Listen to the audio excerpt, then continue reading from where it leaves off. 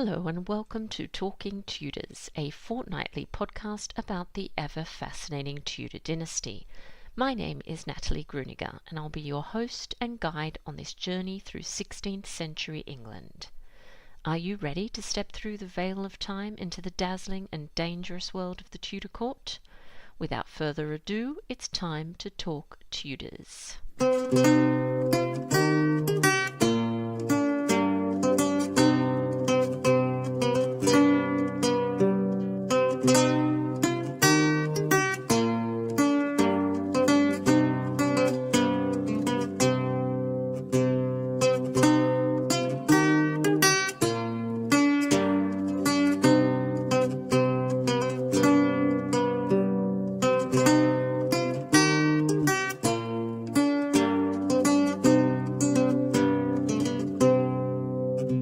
Hello everyone, welcome back to Talking Tudors episode 23. I'm your host, Natalie Grueninger. Before we get started, I'd like to thank the wonderful patrons who very generously pledged to support this podcast. A huge thank you to Andy, Joanna, Christina, Sharon, Jenny, Julie, Noel.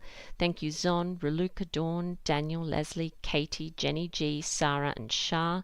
A very big thank you to Beth, Carol, Caroline, Sally, Haynes, Fiona, Stephanie and Stacey.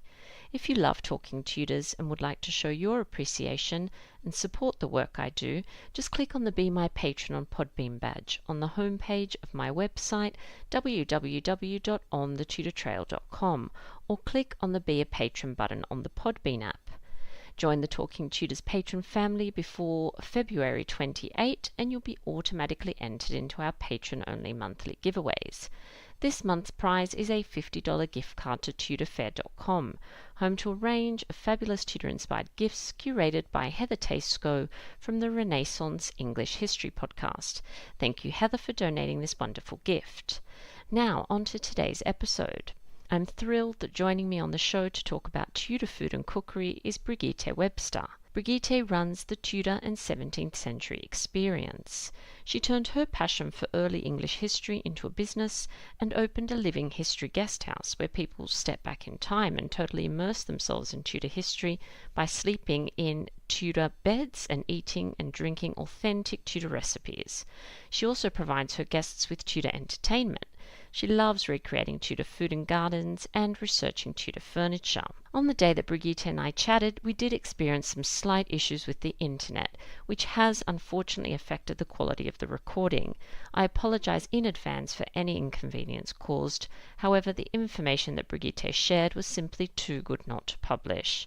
On that note, my conversation with Brigitte straight after this short musical break, courtesy of guitarist John Sayles.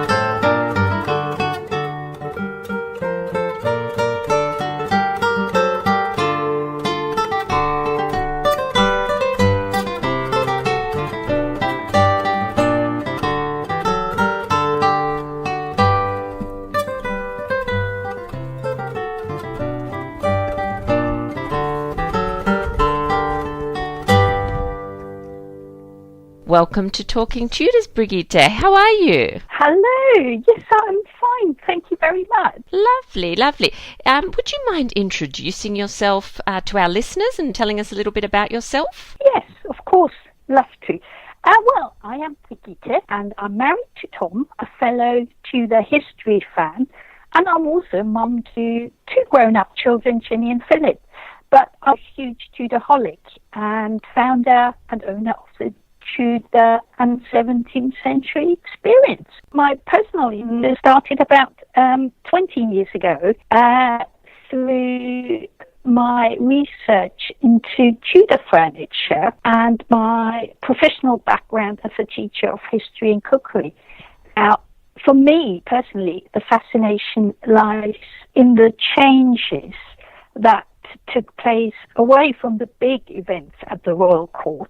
It's more the social history of the Tudor era that is my personal interest. I agree. That is fascinating. Now, you've mentioned your business. You actually turned your passion for history into a really wonderful and unique business. Could you tell us about this particular business and the Tudor Experience that you offer guests? Okay, yeah. The Tudor Experience is basically a living history guest house that offers individuals or even small groups to step back in time and become a Tudor for a day, weekend, or longer if they wish. Visitors that come and stay with us will be guests to the Tudor home of a yeoman farmer. So they get to eat Tudor food, they sleep in Tudor or Elizabethan original bed, and they even get entertained the Tudor way with contemporary music, and sometimes they want to learn Tudor dances and play Tudor games. And other people are interested in the Tudor gardens that I have recreated and want to learn about the herbs, the flowers, the plants. That's fabulous. Sounds like a wonderful experience. People who often want to reenact archery skills on a Sunday afternoon. That sounds like a lot of fun. Sounds really fun. Now, what kinds of food did royalty and the upper classes generally eat? Right. Now, food in the 16th century did mean a lot more to the individual than it does today. And it made a true statement about yourself and your beliefs. A little bit like vegans today, if you'd like to want a comparison. The food you served and ate signaled your standing in society and also your influence. Mm-hmm. And it was in many ways one of the most powerful tools. And in 1517, sumptuary laws were passed. So it set out clearly the number of courses that you were allowed to have according to your income. So something like the income of between 40 and 100 pounds was allowed to have up to three. The upper class and the royal circles became also very health conscious in the 16th century, and that reflected very much on the food they wanted to eat. Food that was specifically aimed at royalty and the nobility was, in particular, we need to mention venison. Now, venison you could not purchase on the market, you could not purchase it in the shop. It was something you either had in your park, because you were a part of the nobility, or you could have access to it if you weren't given it, but you definitely couldn't purchase it. So it was the food that made you stand out from the rest of society. But nobility and the royal circles also ate particular type of fish like sturgeon and salmon, imported goods in particular because they were very expensive, such as wine from Spain or Italy, exotic and newly discovered food like, for instance, oranges, lemon, also spices like cinnamon and saffron, but also dried fruit as dates, raisins, figs, currants, because all of these had to be imported, and that made them automatically very expensive. Royalty and the nobility also started to eat young produce in the 16th century. We are talking about young animals here, like veal or lamb, or very young plants, like capers, for instance, which are the buds of a shrub, or rose buds. So very, very young produce. When it comes to bread, obviously everybody had to eat bread, and so did royalty and nobility. But their bread was different. It was of the highest quality. It was called manchet, and other people couldn't afford it because very time-consuming process to make it, the flour in particular. But generally, the upper-class diet was strongly meat-based, and vegetables only formed a small proportion of their diet and came in potages and salads. Salads, something that started to become trendy in the 16th century as one of the health foods that was advertised by the physicians. And also, we mustn't forget all the candied food, all the food products, the fruit that came with the use of sugar. Sugar, the big thing of the 16th century, and in particular, Robert Dudley actually stands out. His accounts reveal that he purchased comfits, candied fruit, and sucade even before he was granted an earldom by Elizabeth. So those expenditures suggest that he had actually been a leader rather than following food fashion. Wow. Also John Dee, for instance, that's very interesting. John Dee, we know that he ate at 4 o'clock on the 31st of March 1594 a toasted cake with buttered sugar and nut on it. And I think it's quite extraordinary that with the royal circles and nobility, we often know down to the minute what they ate. Somebody felt it was important to make a recording of it. Yeah, that's amazing, isn't it? How fascinating to know exactly what they ate at that time. So, Brigitte, what were the main ways of preparing food at the time? Yeah. Right. What's interesting is that the way how the food was prepared depended on your social status, on your station. At the bottom of society, most food was just boiled in one vessel called the cauldron. This was a very efficient where you threw all the ingredients in and you boiled it. At the end of it, you had a lovely pottage, which you ate with some bread and if you had cheese. But in urban environments, people often didn't have a kitchen or anywhere to cook in their home. Right, okay. So they had to go and buy ready-made meals from cookery shops, taverns or street sellers, so they didn't cook anything. But what's extraordinary is the upper middling sort of people, so you're talking about the top a little bit better, and their food often was cooked twice. So meat, vegetables were first boiled or parboiled and then fried or roasted. And the food at the top of the line was deliberately labor-intensive. Right, okay. That meant it took a long time to prepare and therefore clearly distinguished yourself from the others. So luxury food was not just imported from abroad, but it took a long time to prepare, involving many layers of food preparation. And the English Tudor bits, the word biscuit, meaning twice baked, is a classic, like the jumbles, which were boiled in water first and then baked in the oven. Oh, okay, there's something I didn't know. Thank you. Now, popular history would have us believe that when the Tudors sat down to eat, it was a bit chaotic, the chicken legs flying here and there, when in fact there was a very specific set of rules, especially when it came to dining at court. Could you talk to us about Tudor table manners? Yes.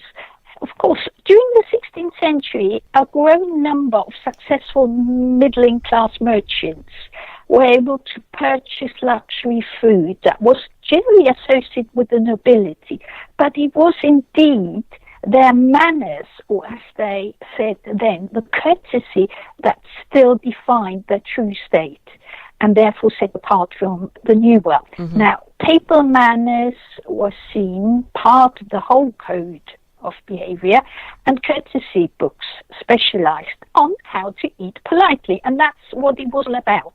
It was about to eat without making a mess, without spoiling your clothes, or the tablecloth dirty underneath.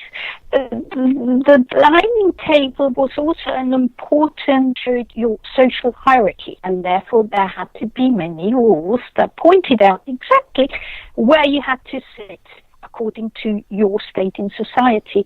What many people don't know is everybody had to wash their hands. Now that was throughout society. Everybody had to wash their hands before they sat down and had their meal. Yes. Now, in the upper circles, you had a napkin.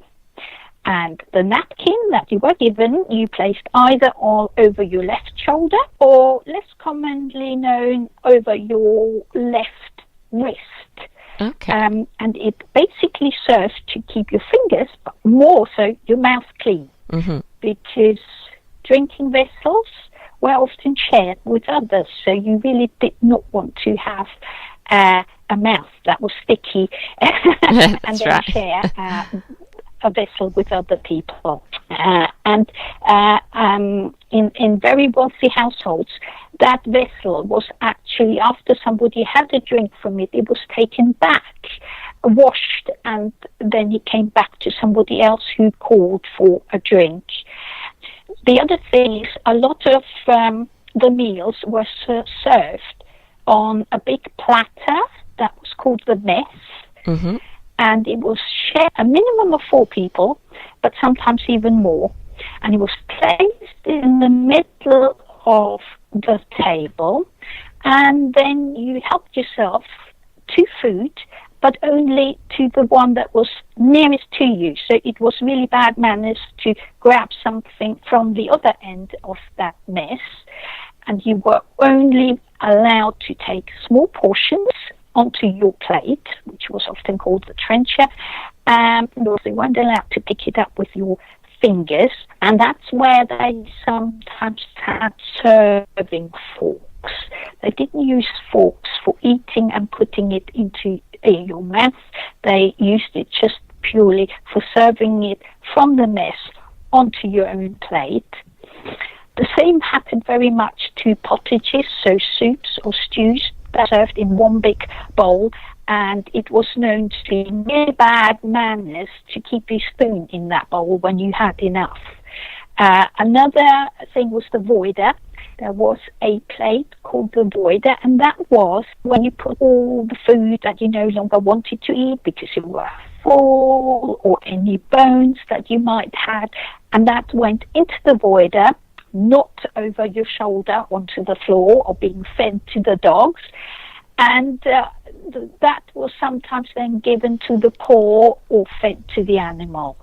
Also, it was necessary for you to carve any meat on your plate because most dishes came in bite-sized portions already, but at big feasts you had a professional carver that would then carve in front of everybody either the swan or any big birds, and you had specific terms. For instance, it was called to lift a swan or to dismember a heron, and that basically meant that the professional carver did carve that bird how it was meant to be.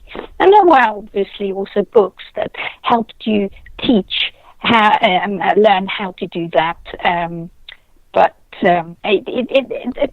throughout the 16th century, in particular at the end of it, there were definite changes taking place in the dining arrangements. So it was no longer that people sat around a huge table that had more or less the shape of but it became that people wanted to eat more in private, in the parlour rather than the hall. And then obviously all the table manners slightly changed and adapted to the new situation. Wow, such fascinating detail. Thank you so much. Now, if I wanted to cook a meal today and use some of the herb and spices that the Tudors would have commonly used, or maybe even some fruit and vegetables that they would have grown in their kitchen gardens, what sort of things would I cook with? definitely herbs. Herbs featured really throughout the whole of the century. They featured in everybody's cooking, whether at the bottom of society or right at the top of it. But fruit and vegetables were grown in the kitchen gardens. Mm-hmm. It obviously depended very much on your son, what you grew, but everybody did grow herbs. And also they were used for culinary as well as medicinal use. And somebody called Thomas Hill issued a manual called The Gardener's Labyrinth in 1577, I believe. And he gave you what you should have in your kitchen garden.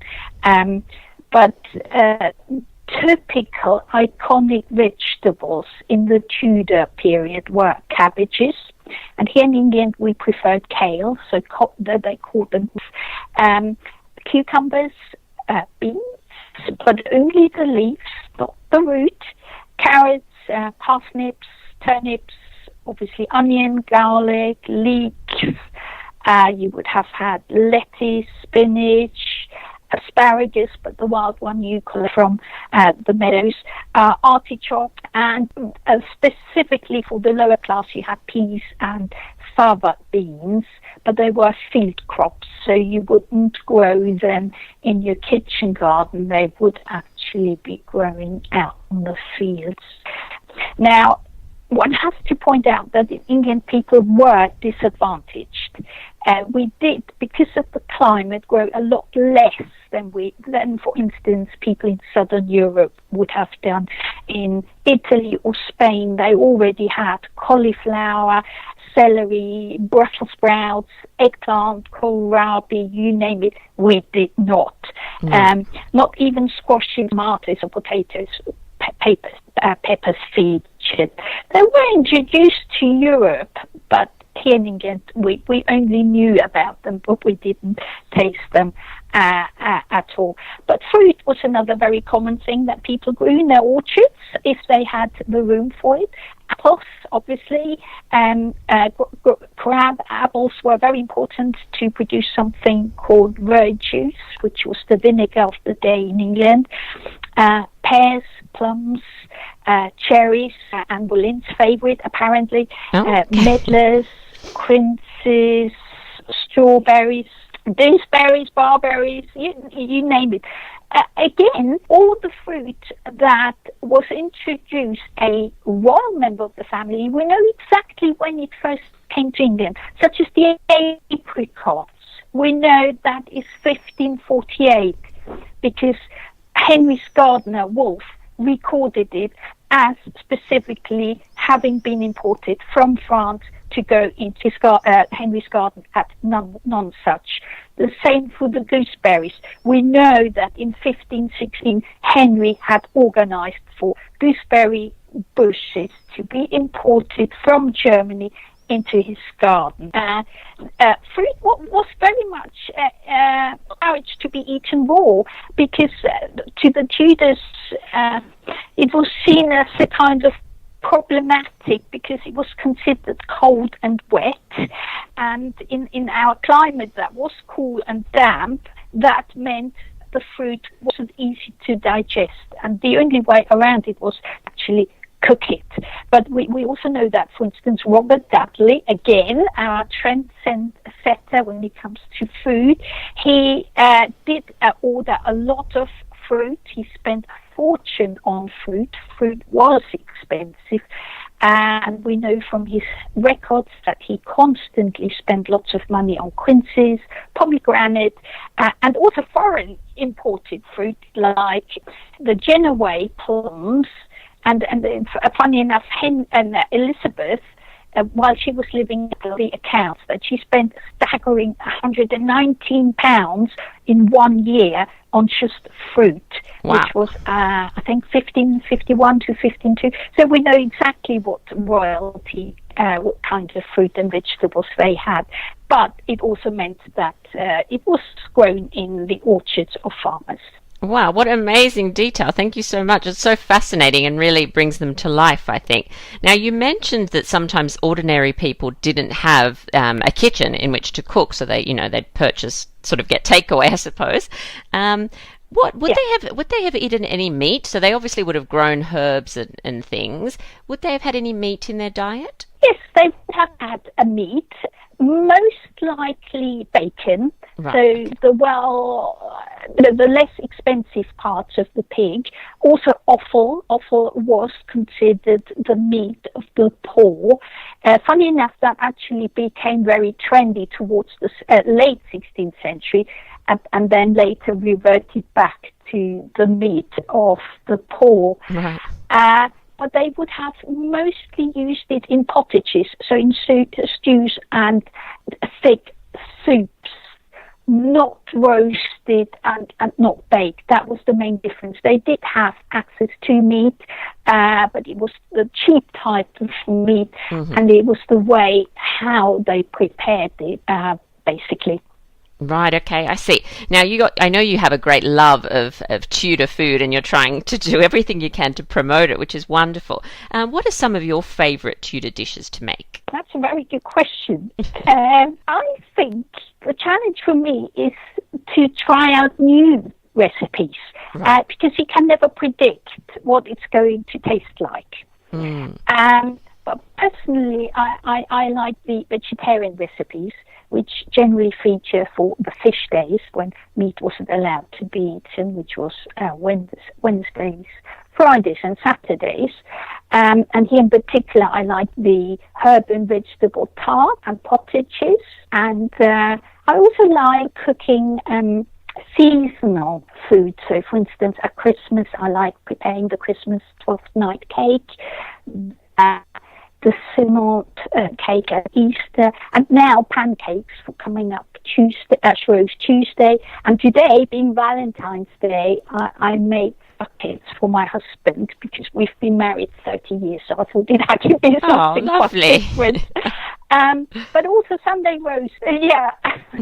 Yes. So it varies. I don't have one particular one that I like best. It's a whole range depending on what the occasion is and what the season is. Okay, wonderful. Now, we're going to change topics slightly here. I'd love to know what a kind of day in the life of a Tudor farmer and his family may have been like what were the routines, the meals, or the pastimes. Can you give us a bit of a summary about that? Right, okay. Now, there are two types of farmers. Right. There is the yeoman that who made his living in rural areas, and he basically legally was termed the 40-shilling freeholder. Now, yeomans often were very successful businessmen who were really well off and could afford to employ staff to do the work on the land for them. And they very often saw themselves as gentlemen farmers and part of the life of the gentlemen. So they didn't do any work themselves, which is quite interesting. And then you had the husbandmen. Right. They were typically small-scale tenant farmers, and they were considered to be part of the lowest level of society. Now, they often also carried out work on other farms. I am currently actually researching the case of yeoman farmers. There are two in particular, Henry Best and William Honeywell, and it's fascinating to see what they did to make themselves appear better in society. But the day of a husbandman was a very long one. They got up very, very early. Before dawn, they had to tend to the animals, feed them, milk them. The wife would start the fire and the cooking process. And only after about 2 hours' work, a simple breakfast was then served, which would be bread and small ale. And depending on the season, the farmer would then spend the day out on the field working, sowing, ploughing, harvesting, and would only really return just before dusk. Right. when he was given a late simple meal. In winter, it was a little bit different. Winter was the season when repair work was carried out and when the farmer would look for new livestock, such as pigs and sheep. The wife, her responsibility was preserving the food, making simple clothes, mending them, making cheese, making bread, even spinning the wool, preparing rush sides. She was also responsible for the kitchen garden and the herb garden, so to care for the children and the sick and elderly. Now, as one can imagine, there was little free time, but it was Sunday afternoon and holidays, so religious holidays, that gave them an opportunity to enjoy themselves, and that's when then dancing and singing would take place. They would play board games such as chess or Nine Men's Morris or tables, as it was known, which is today's backgammon, and also outdoor games like skittles or a very rough version of football if the weather allowed. And they also did outdoor activities. Some were more given by law, like archery. Every man between 6 and 60 had to practice his archery skills on a Sunday afternoon. So yes, there was a little bit of free time, but it was mostly work associated in a very hard, tough life. Yes, definitely. It sounds like that. Now, you mentioned that it was the wife's job to tend to the family and the children, and also to look after the elderly and anyone that became sick. What remedies would the Tudor housewife have used to treat common ailments like headaches or tummy aches, that sort of thing? Right, okay. That in itself is actually a huge topic. I could go on talking about it for, hours. But what was significant was that in order to treat the family for those ailments, with how the body worked, and that in those days was the humoral system, where we know the body was made up of 4 humors, the blood, the phlegm, the yellow and the black bile, and every person was then also ascribed 4 temperaments, which was melancholic, choleric, phlegmatic, or sanguine. And the housewife had to know that. She had to be able to assess every family member on in what group they fell, and then find the balance by means of correcting, because every food had also got a character ascribed to it. So she knew which herbs, which food would help any ailment.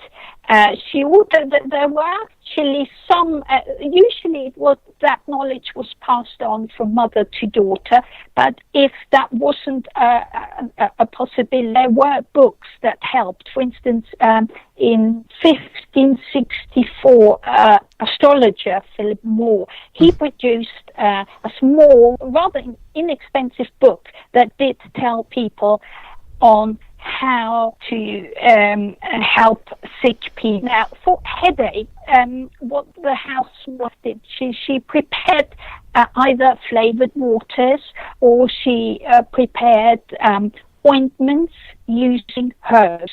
And for headaches, what they often used was basil, crushed leaves, used as a snuff, or the juice of the white beet, a herb called betony. Crushed cherries was another one. It was meant to relieve migraines. The pink, the flower, cowslip, the flower, or even poppy seeds, or rue. Now, with rue, you have to know that it also is poisonous. That's right. So it's like today's medication, a little bit too much. You actually did more harm than good. But for tummy ache, there were loads of herbs. To just mention a few, there was clover, there was comfrey, cornflower, dill, fennel. Now, dill and fennel we still use, don't we, in gripe water for babies. That's right. But also fig, ginger, ginger is another one we still use, don't we? Juniper berries, mint, ash leaves. It really depended on what caused the tummy ache, whether it was associated with a young woman getting their first periods, or whether it was or constipation or diarrhea. It did depend on what it exactly was that they then treated it. And as I said, the housewife, her prime job was to harvest the herbs and to prepare them into, well, sort of medicines, and to preserve them for the winter months as well. Okay, wonderful. I'm always amazed at how multi-skilled, how they were able to multi-skill, and the knowledge that they had. That's quite amazing. Now, I know that you're also very interested in antique furniture. So what kind of furniture would we have commonly found in the home? Let's just say an ordinary Tudor family. Yes. Well, in an ordinary family's house, there would have been actually very little and very few items. We would be amazed how bare it would have actually looked. But and we do know that furniture was one of the most prized possessions, and therefore always featured in wills. That's why we know what sort of furniture they had. We remember Shakespeare, for instance, leaving his second best bed to his wife. But the middling suite had trunks, often referred to as coffers or chests, for keeping their few belongings and blankets. They had very simple bedsteads, stools, no chairs. Chairs were definitely something only for the wealthy, hence the term chairman. I see. Forms, which was the Tudor term for benches. Trestle tables. What's significant is that most furniture was also collapsible and portable, which is quite interesting. But chairs, cupboards and aumbrys, these are food cupboards, were extremely expensive, and only the rich would have had those. Yeah, goodness, that's another topic that I think we could talk about for about an hour, just on or more, just about the furniture. Now, Brigitte, I've become a little bit obsessed lately with Tudor household and etiquette and recipe books. I'm always searching on the internet trying to find a new one to acquire. Now, what are some of your favourite books of the time? Oh, right. Very difficult choice to make. I like them all. But I think if I have to narrow them down, my one is called A Proper New Book of Cookery, which was published in 1557. And the only copy of this particular print belongs to Matthew Parker. Now, he was the 14th Master of the Corpus Christi College in Cambridge, and he also was Archbishop of Canterbury between 1559 and 1575. And we know quite a lot about this particular one because it was used by his wife Margaret, and there is quite a lot of documents that describe Margaret's and Matthew's social events. But I also like The Good Housewife's Jewel, published in 1596 by Thomas Dawson, which reflects the period slightly later towards the end of the Tudor period, with all the new trends coming in. And thirdly, I personally love a work called The Opera by Bartolomeo Scappi, published in 1570. And as the name says, he was Italian. He actually was a chef to several popes. But what's significant about that book is it's the first model with detailed recipes. It gives also shopping advice, full menus and illustrations, and that makes it very special to me too. Gosh, they all sound fascinating. I had heard of the first two that you mentioned, but not the last one, so I'm going to have to go and do a bit of research on that one. Thank you. Now, Brigitte, during your extensive research into the Tudor court, have you discovered anything, or did you discover anything that really kind of surprised you or that gave you a good giggle? Right. Well, most of my in-depth research focuses mostly on food and plants, and it never fails to surprise me how many things we still do today out of habit, but no longer seem to know why. Now, I always get very excited when, as part of my research, I come across the answer to such habits. Right. And it was just last week that I discovered why we use wine with venison or dark meat. Right. And the origins of this actually lies in the medieval humoral belief that the warming characteristic of the red wine helped to correct those of venison. And it's a physician called Tobias Werner who goes into detail about that, how it worked and why you had to have red wine and not white wine with venison. And I thought, wow, yes. But also stuff related to furniture. For instance, the term exchequer comes from the counting table that had a checkered top, which is a typical late medieval 16th century item of furniture.